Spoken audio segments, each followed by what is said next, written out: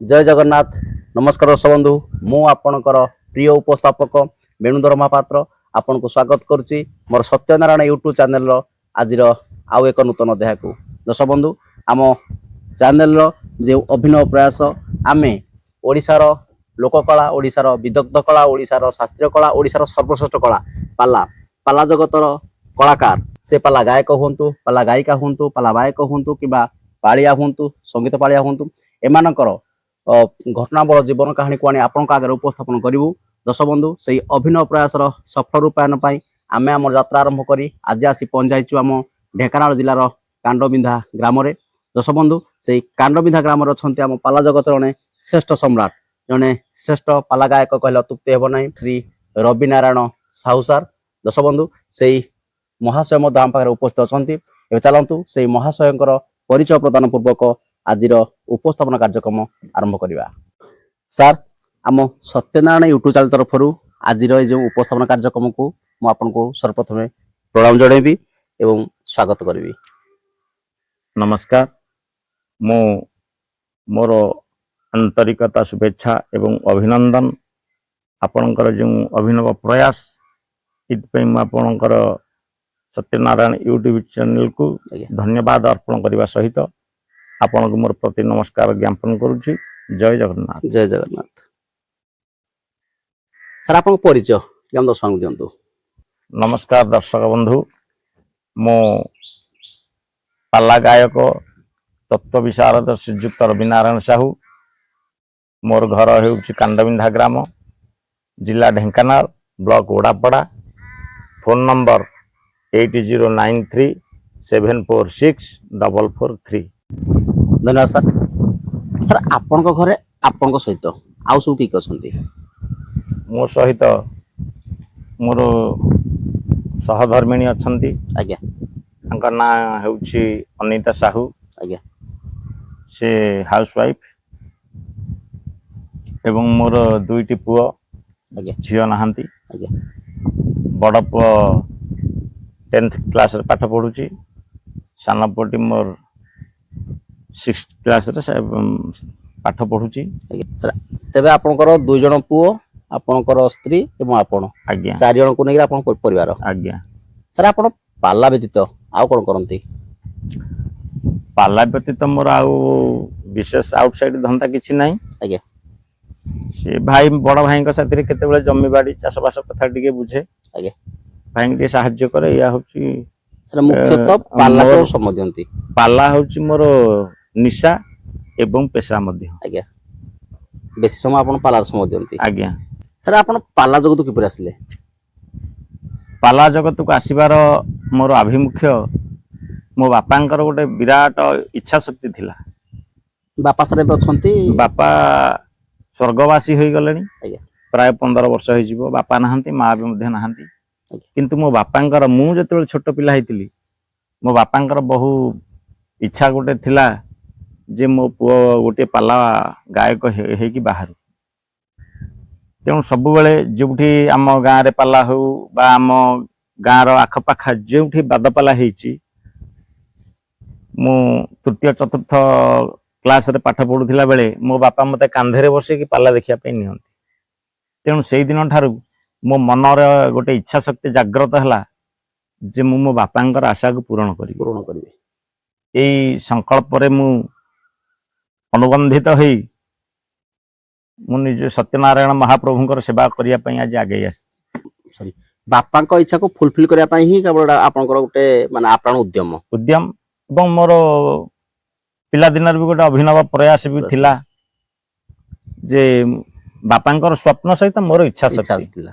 तो दुईटा को मिसी गला, तेणु आपण सफल पाला गायक रूपे वर्तमान तैयार ही पारले। आज्ञा। सर, आपण पाला बापांकर स्वप्न, आपनकर इच्छा दुईटाकर सम्मिश्रण आपण पाला जगत को प्रवेश कले। आज्ञा। आपण केबे पाला जगत प्रवेश कले? केते मसिया रे? मु 2007 मसिया रे प्रथमे पाला शिक्षा आरंभ कली। प्रथम विषय कोन थिला आपनकर? मोर प्रथम विषय जेते प्रथम मंच मु करथिली, आज्ञा, सेठी केवल महाप्रभु जगन्नाथंकर चरित्रामृत को आलोचना करथिली। आज्ञा। ସର୍ବପ୍ରଥମ ଥିଲା ଜଗନ୍ନାଥଙ୍କର କଥାମୃତ। କଥାମୃତ। ସାର୍ ସେଇ ଅନୁଷ୍ଠାନ କେଉଁ ଜାଗାରେ ଥିଲା?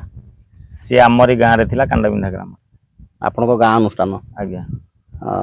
ସାର୍ ସେତେବେଳେ କେତେ ପାରିଶ୍ରମିକ ମିଳିଥିଲା ଆପଣଙ୍କୁ? ପ୍ରଥମ ଅନୁଷ୍ଠାନର ପାରିଶ୍ରମିକ କେତେ ଥିଲା? ମାତ୍ର 600 ଟଙ୍କା ମିଳିଥିଲା। ମାତ୍ର 600 ଟଙ୍କା। ଆଜ୍ଞା। ସେଇ ପ୍ରଥମ ମଞ୍ଚର ଅନୁଭୂତି କ'ଣ ଥିଲା? ପ୍ରଥମ ମଞ୍ଚର ଅନୁଭୂତି ମୋତେ ଲାଗୁଥିଲା କି ନିଶ୍ଚିତ ଭାବରେ ମୁଁ ଗୋଟିଏ ଦକ୍ଷ ପାଲା ଗାୟକଟିଏ ହେଇ ଆଗକୁ ମୋର କଳାକୁ ବିକଶିତ କରିବାର ପ୍ରୟାସ। ଆଜ୍ଞା। ଜନସାଧାରଣ ମାନଙ୍କ ଠାରୁ ମୁଁ ପ୍ରେରଣା ଏବଂ ଆଶୀର୍ବାଦ ମଧ୍ୟ ପାଇଥିଲି। ଆଜ୍ଞା। ସେତେବେଳେ ସାର୍ ପ୍ରଥମ ମଞ୍ଚରେ ଦର୍ଶକମାନେ ଆପଣଙ୍କୁ କିପରି ଗ୍ରହଣ କରିଥିଲେ? ଅତି ଆନନ୍ଦର ସହିତ ମୋତେ ଗ୍ରହଣ କରିଥିଲେ। ସେତେବେଳେ ସେଇ ଗାଁରେ ଯେହେତୁ ଆପଣ ନୂଆ ଗାୟକ ତ ଲୋକମାନଙ୍କର ବହୁତ ଆଗ୍ରହ ମଧ୍ୟ ଥିଲା ଯେ ଆମରି ଗାଁର ପୁଅ ଆଜ୍ଞା ଆଜି ପ୍ରଥମ କି ପାଲା ଷ୍ଟାର୍ଟ କରିଛି, କେମିତି କ'ଣ ପାଲା କରୁଛି। ସେଥିପାଇଁ ପ୍ରାୟ ଲୋକ ରୁଣ୍ଡୀଭୂତ ହୋଇଥିଲେ। ସମସ୍ତଙ୍କ ଆଶୀର୍ବାଦ ନେଇ ଆପଣ ଆଜି ପର୍ଯ୍ୟନ୍ତ ମଧ୍ୟ ପାଲା ଜଗତରେ ତିଷ୍ଠି ଅଛନ୍ତି। ଅଛି। ତେବେ ସାର୍ ଆପଣଙ୍କର ଗୁରୁ କେଉଁମାନେ ସବୁ ଥିଲେ? ମୋର ଗୁରୁ ହଉଛନ୍ତି ସମ୍ପ୍ରତି ଖୋର୍ଦ୍ଧା ଜିଲ୍ଲାର ଆଜ୍ଞା ହରିପୁର ଶାସନ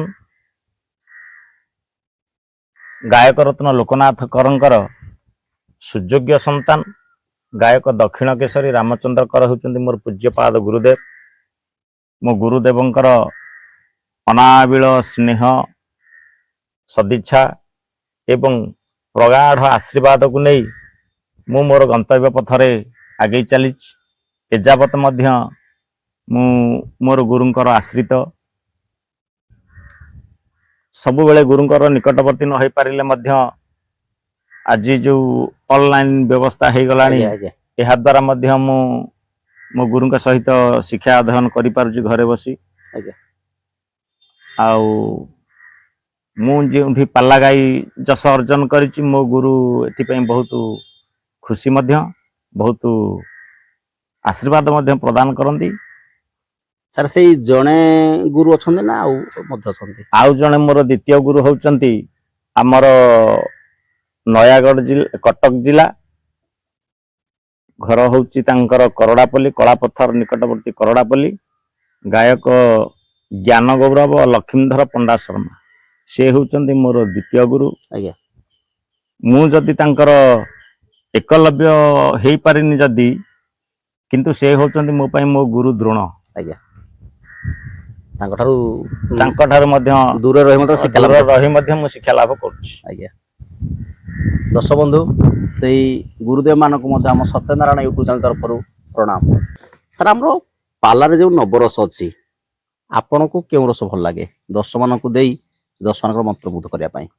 ମୋତେ ନବରସ ମଧ୍ୟରୁ ସମସ୍ତ ନବରସ ତ ଭଲ ଲାଗେ। ଆଜ୍ଞା। କାରଣ 9ଟି ଯାକ ରସ ପରିଚୟ ନହେଲେ ଆମେ ତ ରସମୟ କରିପାରିବାନି, କାବ୍ୟକୁ ସଜେଇ ପାରିବାନି। ତେଣୁ ତନ୍ମଧ୍ୟରୁ ମୋତେ ବିଶେଷ ଭାବରେ ଭକ୍ତି ରସକୁ ଭଲ ଲାଗେ। ଆଜ୍ଞା। ଏବଂ ଦ୍ୱିତୀୟତଃ ଶୃଙ୍ଗାର ରସକୁ ଭଲ ଲାଗେ। ସାର୍ ସେଇ ଭକ୍ତି ରସରୁ ପଦେ ଆଉ ଶୃଙ୍ଗାର ରସରୁ ପଦେ ଆମ ଦର୍ଶକମାନଙ୍କ ପାଇଁ। ଆଚ୍ଛା, ମୁଁ ବର୍ତ୍ତମାନ ଜଗତଗୁରୁ ଠାକୁର ଅଭିରାମ ପରମହଂସଙ୍କର ପଦେ ଗାଇବି। ଆଜ୍ଞା। ସାର୍ ଭକ୍ତି ରସ। ଆଜ୍ଞା। ତୁମ୍ଭେ ତ ଆକାଶ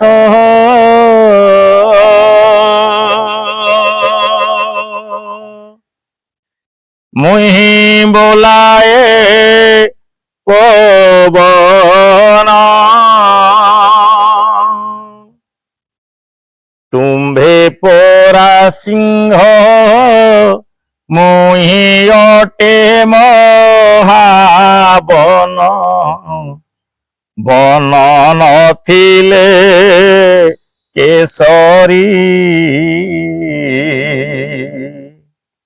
ରହିକି ପାରିବ କୁହ ମୋ ହୃଦ ବିହାରୀ, ବନ ନଥିଲେ କେଶରୀ।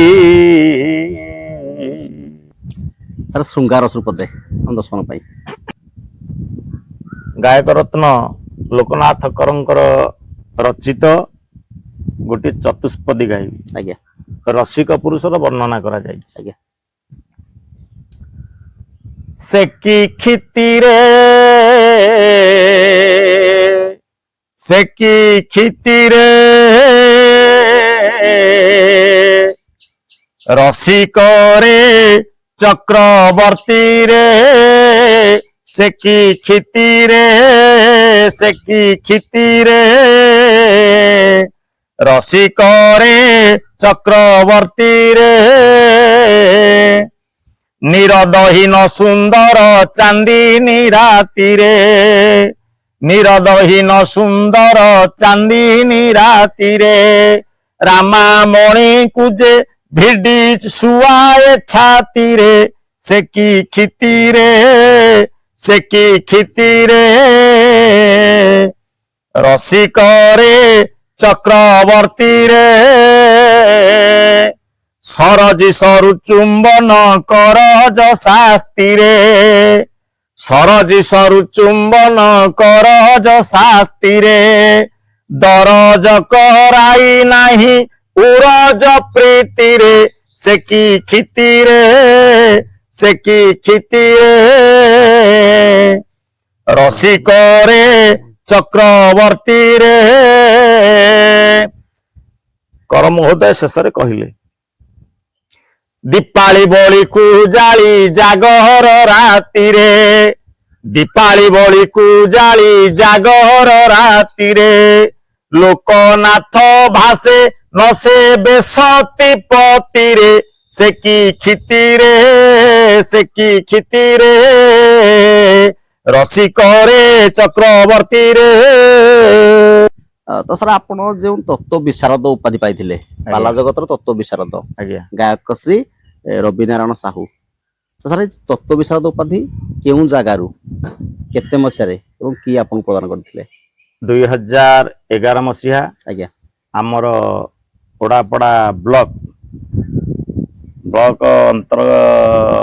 ଅନ୍ତର୍ଗତ ଅର୍ଥାତ ଆମର ଓଡାପଡା ବ୍ଲକରେ ଗୋଟେ ପାରମ୍ପରିକ ଲୋକକଳା ଶିବିର ଅନୁଷ୍ଠିତ ହୋଇଥିଲା। ବ୍ଲକ ମହୋତ୍ସବ ବ୍ଲକ ମହୋତ୍ସବ ଆଜ୍ଞା ସେଠି ଆମେ ପ୍ରାୟ ଆମ ଓଡାପଡା ମଣ୍ଡଳର ପ୍ରାୟ ବରିଷ୍ଠ ଗାୟକ ମାନେ ପାଲା ପରିବେଷଣ କରିବାର ସୌଭାଗ୍ୟ ପାଇଥିଲୁ। ସେଠି ଆମର ବିଚାରକ ମଣ୍ଡଳୀ ମାନେ ମଧ୍ୟ ବସିଥିଲେ ପାଲାକୁ ପର୍ଯ୍ୟବେକ୍ଷଣ କରୁଥିଲେ। ଆଜ୍ଞା ସେଇଠି ମୋ ପାଲାକୁ ଅବଲୋକନ କରି ଜଜେସ୍ ମାନେ ଯାହା ସ୍ଥିର କଲେ ହୃଦବୋଧ କଲେ ମତେ ସେଇଠି ଜଜେସ୍ ମହୋଦୟଙ୍କର ନିଷ୍ପତ୍ତି ଅନୁକ୍ରମେ ଆମ ବ୍ଲକର ହଉଛନ୍ତି ଯିଏ ଆଡମିଟେଡ୍ ବିଡିଓ ମହୋଦୟ ବିଡିଓ ସାର୍ ମତେ ମାନପତ୍ର ସହ ପୁରସ୍କୃତ କରିଥିଲେ। ସେଇଟା ତ ସେ ଉପାଧି ଆପଣ ଦେଇଥିଲେ ଆଜ୍ଞା ତତ୍ତ୍ୱ ବିଶାରଦ। ଆଜ୍ଞା ସାର୍ ଆପଣ ତ 2007 ମସିହାରୁ ପାଲା ଆରମ୍ଭ କଲେ ଅଦ୍ୟାବଧି ଆପଣଙ୍କର ଚାଲିଛି। ଆଜ୍ଞା ତ ସାର୍ ଆମର 2007 ରୁ 2026 ଦୀର୍ଘ 19 ବର୍ଷ ମଧ୍ୟରେ ସାର୍ ଆପଣ ଆମ ଓଡ଼ିଶାର କେଉଁ କେଉଁ ଅନୁଷ୍ଠାନ ପାଲା ପରିବେଷଣ କରି ସୁନାମ ଅର୍ଜନ କରିଛନ୍ତି? ମୁଁ ପ୍ରଥମ ବାଦପାଲା ହଉଛି ଚୌଦାର ନଖରା ମଞ୍ଚ। ଆଜ୍ଞା ସେଠି ଆମେ ଆମ ଢେଙ୍କାନାଳର 2 ଜଣ ଗାୟକ ବନ୍ଧୁ ପାଲା ଗାଉଥିଲୁ ମନମୋହନ ବୈଦ୍ୟ ଏବଂ ଆଜ୍ଞା ସେଠି ମଧ୍ୟ ମୁଁ ପ୍ରଶଂସିତ ହେଇଥିଲି। ଆଜ୍ଞା ତାପରେ ମୋର ଦ୍ୱିତୀୟ ପାଲା ଭୁବନେଶ୍ୱର ସମେଇ ଗାଡ଼ିଆ ସୋମନାଥ ମନ୍ଦିର ପ୍ରାଙ୍ଗଣରେ ଦୀର୍ଘ 5 ଦିନାତ୍ମକ ବ୍ୟାପୀ ବାଦୀପାଲା ଅନୁଷ୍ଠିତ ହୋଇଥିଲା। ସେଠି ମୋର ପ୍ରତିପକ୍ଷ ଗାୟକ ଥିଲେ ଯାଜପୁରର ମୁରଲୀ ମୋହନ ସାହୁ। ସେଠି ବି ପାଲା ମୋର ଭଲ ହେଇଛି, ପ୍ରଶଂସିତ ବି ସେ ମଞ୍ଚରେ ହେଇଛି।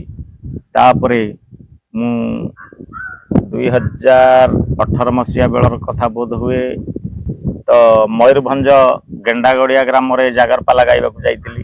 ଆଜ୍ଞା ସେଠି ପାଲା ପରିବେଷଣ ହେଇଛନ୍ତି।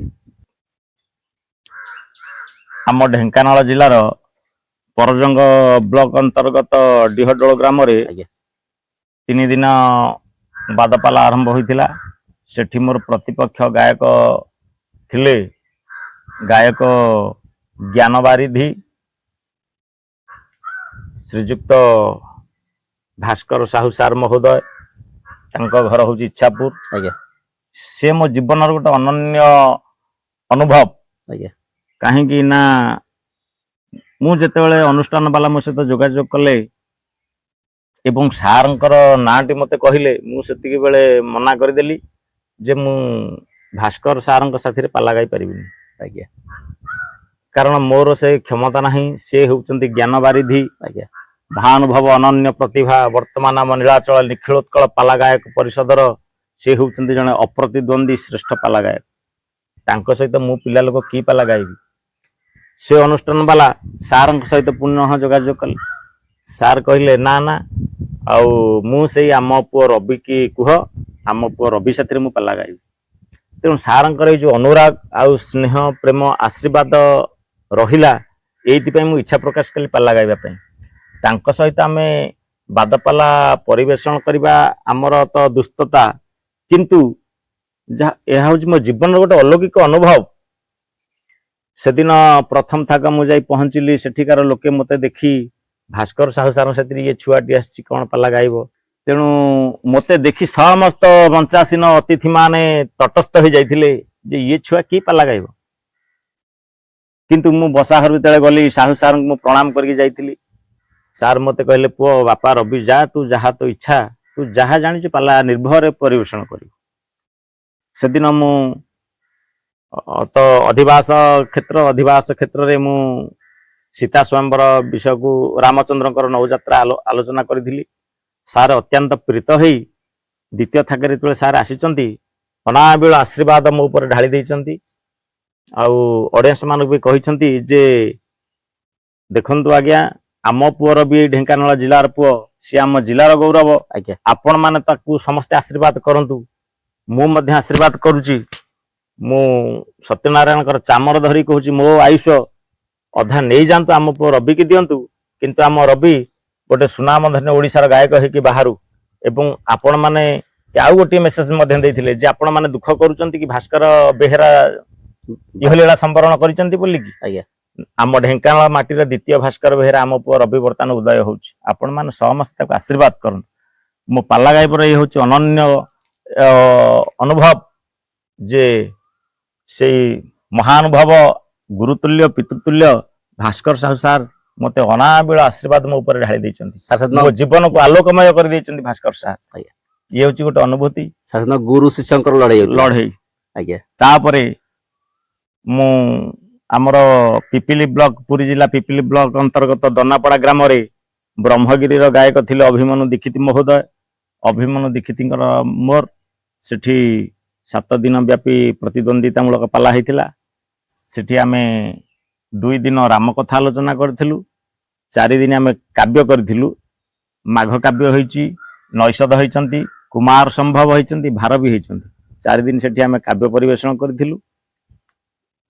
ସେଠି ଗୋଟେ ହଉଛି କାବ୍ୟ କରିବାର ଯେଉଁ କାବ୍ୟକୁ ପରିବେଷଣ କରିବାର ଯେଉଁ ଛଟା, ଯେଉଁ ଢଙ୍ଗ, ଯେଉଁ ଶୈଳୀ, ସିଏ ଅତି ଆନନ୍ଦିତ, ମୋତେ ଆହ୍ଲାଦ ପ୍ରଦାନ କରିଥିଲା ସେଠି। ଆଜ୍ଞା ଏମିତି ଏ ବର୍ଷ ଚଳିତ ବର୍ଷ ଶ୍ରୀରାମ ନବମୀ ତିଥିରେ ଆମର ସେଇ ପୁରୀ ଜିଲ୍ଲା ଆମର ନିମାପଡ଼ା ବ୍ଲକ ଅନ୍ତର୍ଗତ ବୋଧ ହୁଏ ଗାଁ ନାଁ ହେଉଛି ବଡ଼ନିନି ଗାଁ। ସେଇ ବଡ଼ନିନି ଗାଁରେ ଆମେ 2 ଜଣ ଗାୟକ ବନ୍ଧୁ ପାଲା ପରିବେଷଣ କରୁଥିଲୁ, ଅଶୋକ ଦଳେଇ ବ୍ରହ୍ମଗିରିର ଏବଂ ମୁଁ ମଧ୍ୟ ଯାଇଥିଲି। ସେଠି ମଧ୍ୟ ପାଲା ପରିବେଷଣ କରି ଦୀର୍ଘ 5 ଦିନ ବାଦପାଲା ଗାଇ ଅତି ଆନନ୍ଦିତ ହୋଇଥିଲି। ଏବେ ନିକଟ ଅତୀତରେ ତେନ୍ତୁଳିଆପଡ଼ା ଗ୍ରାମରେ ଆମେ 3 ଦିନ ବ୍ୟାପୀ ସେଇ ମନମୋହନ ବୈତେଇଙ୍କର ମୋର ପ୍ରତିଦ୍ୱନ୍ଦିତାମୂଳକ ପାଲା ମଧ୍ୟ ହେଇଥିଲା। ଏମିତି କିଛି କିଛି ଅନୁଷ୍ଠାନରେ ମୁଁ ପାଲା ଗାଇକି ମଧ୍ୟ ସୁନାମ ଧନ୍ୟ ଅର୍ଜନ କରିଛି। ସାର୍ ଆପଣ 2007 ମସିହାରେ ପାଲା ଆରମ୍ଭ କଲେ, ଆଜ୍ଞା ଅଦ୍ୟାବଧି ମଧ୍ୟ ଆପଣଙ୍କର ପାଲା ଚାଲିଛି। ସାର୍ ଏଇ ପାଲା କ୍ୟାରିୟର ଭିତରେ ଦର୍ଶକମାନଙ୍କୁ ମୁଁ ଟିକେ ଜାଣିବା ପାଇଁ ଚାହିଁବି, ଆଜ୍ଞା ଆପଣଙ୍କର ପାଲା ଜଗତ ଭିତରେ ବା ପାଲାକୁ ଆସିବା ଭିତରେ ଆପଣ ହରେଇଛନ୍ତି କଣ ଆଉ ପାଇଛନ୍ତି କଣ, ଟିକେ ଆମ ଦର୍ଶକଙ୍କୁ କୁହନ୍ତୁ। ପାଲା ଜଗତକୁ ମୁଁ ଆସିଲା ପରେ ମହାପ୍ରଭୁଙ୍କର सेवा करिबार जो अभिनव प्रयास मो हृदय मध्य जाग्रत है आज्ञा प्रभुंकर चामर पूजा पर 1 वर्ष है मु प्रथमे मो गर्भधारिणी जननी मो माँ को हरई देछि से कथार कहती भागवत कहते कसी कसाई धन देवी नहिले बाहुड़ाई देवी किंतु मो प्रभुंकर सेवा करने जो स्वप्न देखी ताकू साकार करने को गला बेले प्रथमे प्रभु मो निकट मो माँ को नहीं गले सब बेले मु जो वर्षे माँ रहिले माँ मु जुआड़े पाला गाय की फेरला बेल को माँ मोर दांड बाटर अनेक बसी थी मो पु पाला गाई जाइए मो पु पर्यंत फेरीनी फेरिया बाट को माँ चाह बसी प्रभु प्रथमे मो माँ को मोटू छड़े निले कर्म जगत भितर मु आमर जो भूषण कंपानी अच्छी सेठी मु थिली वर्तमान जदि मुझे एजाब जदि से कर्म क्षेत्र में भूषण कंपानी रही था एत निश्चित भाव में 30-40 हजार दरमा पाऊ था हरई देछि आउ 2-3टा कंपानी मो सांगसाथी मैंने जोगाजोग करते मु मना करदेली तेणु बोध हुए मोर प्रभुंकर सेवा करने प्रभु मत पठे अन्य कोड़ी से मत रखी दी ना किंतु जीवन रे धन आसीबो धन जीव आज्ञा भगवान व्यास कहते धनानि भूमौ प्रसवस्य गोष्ठे भार्या गृहद्वार जन श्मशाने तनुश्चतायं परलोक मार्गे कर्मानुजं गच्छति जीवमेक धन आसीची धन धन जगार रहिबो धन सहित रे भी जीव नाही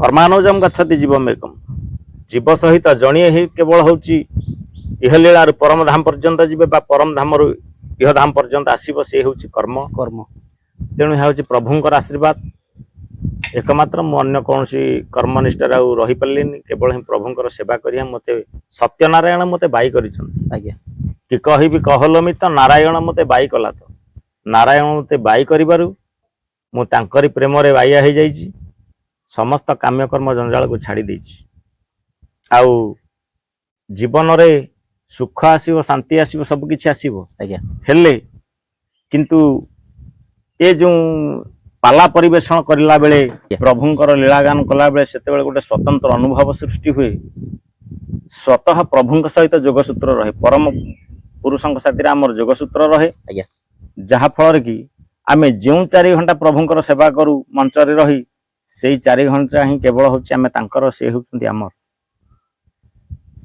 संसार माया कामना वासना किछि सेठी न थाए आज्ञा स्त्री नहीं पुओ नहीं कहार स्थान नहीं से निकट रे केवल ही इच्छामयंकर इच्छा सी जंत्री आमे जंत्र सी जो परि भाव रे हमको परिचालना करते आमे सेई स्रोत रे आमे भासमान होई था आज्ञा किंतु जीवन रे अनेक किछि मिलिबो किंतु ए पाला परिचर्यार जो सम्मान जो स्वाभिमान यह अन्यत्र केउठी मिलिबनी यह हेउचे एक राजपूजार सम्मान आज्ञा उत्कल रे जणे होउचंती गजपति गजपति को जो परि भाव रे संवर्धना करा जाय गजपति आज्ञा तांको ऊपर केही ना केही नांती ठीक सेही परि भाव रे पाल्ला गायक माने सिना गजपति ही परिबेनी किंतु से राजसम्मान ही गायक मान को मिलुच निश्चित आज्ञा निश्चित तेणु जीवन रे याठु बळी का ये होची महाधन महान रत्न आज्ञा ये जो राजसेवा राजपूजा पाइबा सम्मान करिबा प्रभुंक निकट रे चामर सेवा करिबा महाप्रभुंक निकट रे चामर सेवा करिबा स्वयं गजपति महाराज भी करछंती आज्ञा प्रभुंक सेवा आमे को चामर धरि के महाप्रभुंक सेवा करछु याठर बळी का कोन अछि आज्ञा ए होची परम सौभाग्य आज्ञा जहार पूर्व भाग्य दिसे ता पुत्र साधु संगे बसे भागवत कहिसंती तेणु पूर्वजन्मर स्वीकृति नथिले बाप मांकर से भली पुण्य तपस्या नथिले प्रभुंकर एडे सुंदर सेवा करिबा दुष्प्राप्य दुष्प्राप्य हो सर जहायो आज एक पवित्र मुहूर्त रे आमे हमर यात्रा आरंभ करी आपन पाखरे आसी पहुंचिलु एवं आपनकर साक्षात्कार नै हम दर्शक आगे उपस्थापना मध्य करिवु तो सर हमर सत्यनारायण चैनल रो ए जो अभिनव प्रयास विषय रे दर्शक को दीपक कहंतु मो जो YouTube channel Satyanarayan YouTube channel रो कर्मकर्ता मोर बेणु भाई जहा ये होचंदी हम पई ଅତି ଗୌରବମୟ ବାର୍ତ୍ତା। କାରଣ ଦୀର୍ଘ ପଥ ଶ୍ରାନ୍ତ କରି ଆଜି ଆସିଛନ୍ତି ଆମ କଳାକାର ମାନଙ୍କର ଜୀବନ ଜୀବିକା ତାଙ୍କର ଭିତ୍ତିଭୂମିକୁ ଉପସ୍ଥାପନା କରୁଛନ୍ତି ଆଜ୍ଞା, ୟୁଟ୍ୟୁବ ମାଧ୍ୟମରେ। ତ ପୁନଃ ରାତି ଅନିଦ୍ରା ହେଇ ଆମମାନଙ୍କର ପାଲା ପରିବେଷଣକୁ ରେକର୍ଡିଂ କରିବା ଏବଂ ତାଙ୍କୁ ଜନମାନସରେ ବିସ୍ତାର କରିବା ପାଇଁ ପ୍ରଚାର କରିବା ପାଇଁ ତାକୁ ୟୁଟ୍ୟୁବ ମାଧ୍ୟମରେ ଚ୍ୟାନେଲ ମାଧ୍ୟମରେ ତାକୁ ଲୋକମାନଙ୍କ ନିକଟରେ ପହଞ୍ଚାଇ ପାରୁଛନ୍ତି। ଆଜି କଳାକାର ମାନଙ୍କର କଳା ଯଦି ବହୁଳ ଭାବରେ ବିକାଶ ହେଇଛି, ପ୍ରଚାର ହେଉଛି ଆଉ ପ୍ରସାର ହେଉଛି, ଏଥିପାଇଁ ହିଁ ହେଉଛି ଆମର ୟୁଟ୍ୟୁବ ସେବା। ଆଜ୍ଞା ସାର୍। ଏହା ହେଉଛି ମୁଖ୍ୟ। ଆଜ୍ଞା ସାର୍। ସେତେବେଳେ କେଉଁ ଅନ୍ଧାର କୋଣ ମଧ୍ୟରେ କିଏ କୁଆଡେ ପଡିକି କଳାକାର ଥିଲେ, କେହି କାହାକୁ ଜାଣି ପାରୁନଥିଲେ, ଚିହ୍ନି ପାରୁନଥିଲେ। ଆଜ୍ଞା।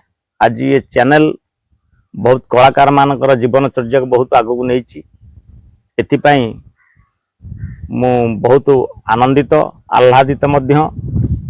ଆଉ ବିଶ୍ୱଚିନ୍ତାମଣି ସତ୍ୟନାରାୟଣ ମହାପ୍ରଭୁଙ୍କ ନିକଟରେ ମୁଁ ଏତିକି ନିବେଦନ କରିବି, ଆମର ଏଇ ଯୋଉ ସତ୍ୟନାରାୟଣ ୟୁଟ୍ୟୁବ ଚ୍ୟାନେଲ ଏହିପରି ଭାବରେ ତାଙ୍କର କର୍ମପଥକୁ ଆଗକୁ ଆଗେଇ ନିଅନ୍ତୁ, କର୍ତ୍ତବ୍ୟ ପଥରେ ଅଗ୍ରସର ହୁଅନ୍ତୁ ଏବଂ କଳାକାର ମାନଙ୍କର ଜୀବନ ଚର୍ଯ୍ୟା ଏବଂ ତାଙ୍କର କଳା ପରିବେଷଣର କୌଶଳ ଏ ସବୁକୁ ଜନମାନସରେ ସଞ୍ଚାରିତ କରିବା ସଙ୍ଗେ ସଙ୍ଗେ କରନ୍ତୁ।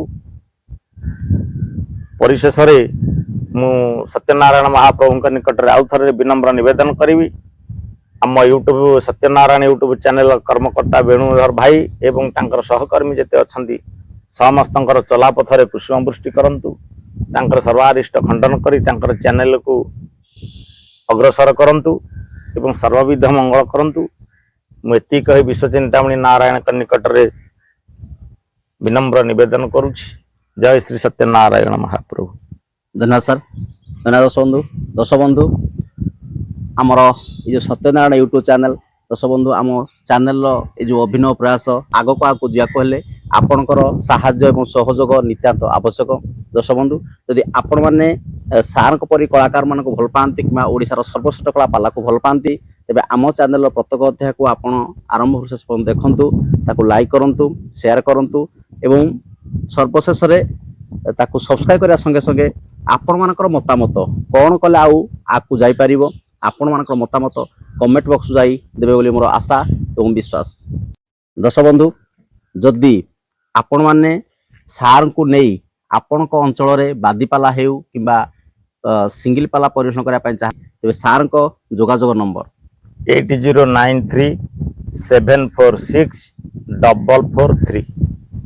এই নম্বরে যোগাযোগ কলে সার যাই নিশ্চিত আপনার অঞ্চলে পালা পরিবেশন করবে কিংবা আমার সত্যনারায়ণ ইউট্যুব চ্যানেল মোবাইল নম্বর 9178496649 যোগাযোগ কলে আমি সারଙ୍କ সହିତ যোগাযোগ করি আপনার অঞ্চলে পালা পরিবেশন করা নিশ্চিত চেষ্টা করবু। ଏହା ହିଁ ଆମ ସତ୍ୟନାରାୟଣ ୟୁଟ୍ୟୁବ ଚ୍ୟାନେଲର ପ୍ରତିଶ୍ରୁତି। ବନ୍ଧୁ ଧନ୍ୟବାଦ ସାର୍। ସାର୍ ଯାହା ହେଉ ଆଜି ଏକ ପବିତ୍ର ମୁହୂର୍ତ୍ତରେ ଆମେ ଯାତ୍ରା ଆରମ୍ଭ କରି ଆପଣଙ୍କ ପାଖରେ ପହଞ୍ଚିଲୁ ଏବଂ ଆପଣଙ୍କର ଜୀବନ ଚର୍ଚ୍ଚା ସାକ୍ଷାତକାର ମାଧ୍ୟମରେ ରେକର୍ଡିଂ କରି ଆମର ଦର୍ଶକଙ୍କ ଆଗରେ ଉପସ୍ଥାପନା କଲୁ। ତ ସାର୍ ଏଇ ସମ୍ପର୍କ ଆଗକୁ ଯିବା ପାଇଁ ହେଲେ ଏ ସାର୍ ହେଉଛି ଆମ ସତ୍ୟନାରାୟଣ ୟୁଟ୍ୟୁବ ଚ୍ୟାନେଲର ଆପଣଙ୍କ ସହିତ ଯୋଗାଯୋଗ ରକ୍ଷା କରିବାର ସମ୍ପର୍କ ସେତୁ ବା ପବିତ୍ର ଗୁଆ। ମୁଁ ଏ ପବିତ୍ର ଗୁଆକୁ ଆପଣଙ୍କୁ ପ୍ରଦାନ କରିବି ଏବଂ ଆପଣ ନିର୍ମଳ ହୃଦୟ ଏବଂ ପବିତ୍ର ମନରେ এই ଗୁଆକୁ ଗ୍ରହଣ କରି ଆମ ସତ୍ୟନାରାୟଣ ୟୁଟ୍ୟୁବ ଚ୍ୟାନେଲର ଆଜୀବନ ସଦସ୍ୟତା ଗ୍ରହଣ କରିବା ପାଇଁ ମୁଁ ଆଶା ରଖିବି। ମୁଁ ମଧ୍ୟ ଏ ବନ୍ଧୁତ୍ୱର ଗୁଆକୁ ଅତି ଆନନ୍ଦର ସହିତ ଗ୍ରହଣ କଲି ଏବଂ ଏ ସମ୍ପର୍କ ସେତୁକୁ ଆଜ୍ଞା ଦୃଢ଼ୀଭୂତ କରିବା ପାଇଁ ମହାପ୍ରଭୁ ଜଗନ୍ନାଥଙ୍କ ନିକଟରେ ମୁଁ ପ୍ରାର୍ଥୀ ହୋଇ ସାଦରେ ସମ୍ପର୍କର ଗୁଆକୁ ଗ୍ରହଣ କରୁଛି। ଧନ୍ୟବାଦ ସାର୍। ଧନ୍ୟବାଦ ଦର୍ଶକ ବନ୍ଧୁ, ଆଜି ତ ସମୟ ହୋଇଯାଇଛି। ଆଜିର ଅଧ୍ୟାୟକୁ ଆମେ ଏଇଠି ରଖିବା। ପୁଣି ଦେଖା ହବ ଆପଣଙ୍କ ସହିତ ଆଉ ଏକ ନୂତନ ଅଧ୍ୟାୟରେ ଆଉ ଜଣେ ଆମ ଓଡ଼ିଶାର ଶ୍ରେଷ୍ଠ କଳାକାରଙ୍କ ସହିତ। ସେ ପର୍ଯ୍ୟନ୍ତ ଆପଣଙ୍କ ବିଦାୟ ନେଉଛି, ରହୁଛି। ନମସ୍ତେ। ଆଶା କରୁଛି ସେଇ ସତ୍ୟନାରାୟଣଙ୍କ ଆଶୀର୍ବାଦରୁ, ମା ଶାରଳାଙ୍କ କୃପାରୁ, ପ୍ରଭୁ ଭଗବାନ ବିଷ୍ଣୁଙ୍କର ଆଶୀର୍ବାଦରୁ ଭଲରେ ଥିଲେ, ଅଛନ୍ତି, ରହିବେ ସମସ୍ତେ। जय सत्यनारायण जय सत्यनारायण जय सत्यनारायण जय सत्यनारायण जय सत्यनारायण जय सत्यनारायण।